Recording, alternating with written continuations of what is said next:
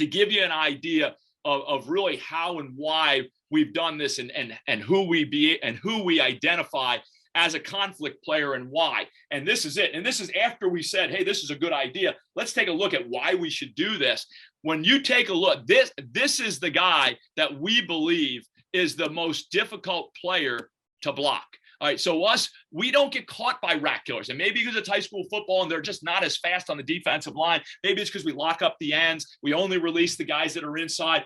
But the guy for us that's the most problematic is this guy right here, because he can undercut. So if this guy's getting a read, if that guy's getting a read on the back, particularly in the slow screen, that he's got a read that this guy's stepping up and he comes across and these guys are departing to their left, they never see this guy undercutting and making the play. So the Sam linebacker, the guy that we identify as the not the screen side, but the front side, the pass side inside linebacker for us is the guy we call as Sam.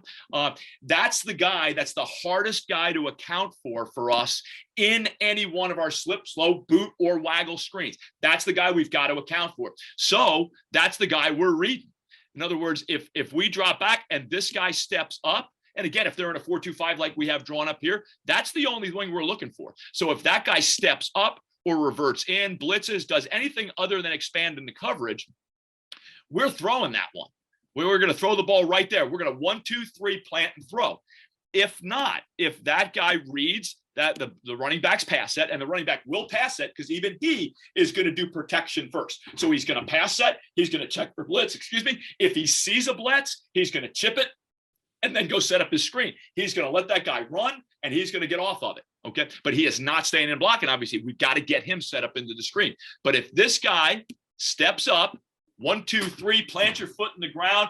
And again, the question that we always use, is he open? So this is, for us, an extremely high percentage play. We are 95% plus in our SPOs because the screen is almost always easy to throw. You don't always get 15, 20, 30 some yards on it, although sometimes you do, but it is extremely high percentage of completion because we're throwing it to a back right there, or we're throwing it to a single route right there with a one-man read. It's a man isolation read. So it's 1, 2, 3. The quarterback is turning his eyes, his front shoulder, and his hips towards that one-man isolation. So he's going right there for our A back, our adjuster. We throwing it right to him on a 7-yard stick route.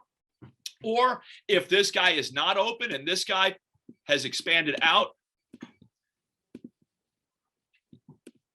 if the Sam has left the box and he's gone out to be able to get underneath that route, if he clears out and gets in the quarterback's vision, the quarterback will now execute 1, 2, 3, open his chest to the line of scrimmage, take 3 back pedal steps, and throw the ball to the running back. Key coaching point for slip and slow, it is an on-the-run screen. Boot and waggle are setup screens. I'll talk more about it when I get to those, but we'll also show you in the video. So slip and slow are on the run. They are not stopping. So the running back is running across, getting the ball, and getting right up on the run. No setup, no stopping. Okay?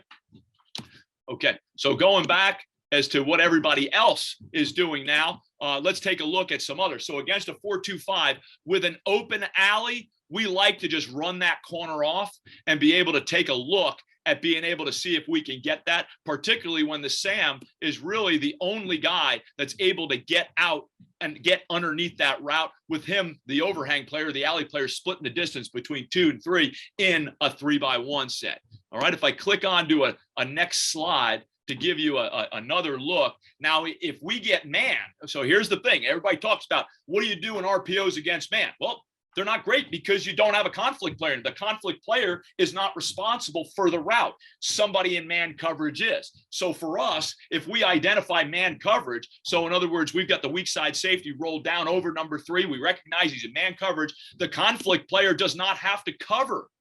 He does not have to cover the receiver. He does not have to cover the stick. The stick is covered by somebody else. We right away recognize, I mean, there may be a chance that the will just bails out, drops, they rotate. So we will take a look at that. But if he gets the recognition post-snap that he had pre-snap, we're planting our foot in the ground, seeing that the will has it, regardless of what Sam does. We have to throw the screen now. We're going to 3-step and throw it. But because of that now, when we have the crack, we can get the crack on that guy.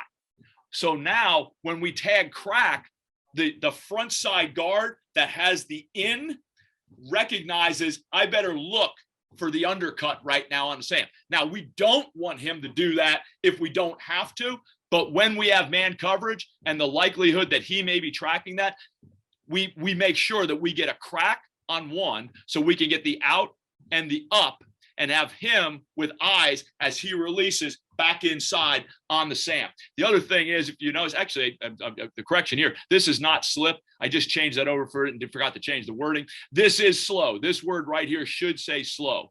Okay, so this is a slow crack. All right, so it is stick, slow, crack.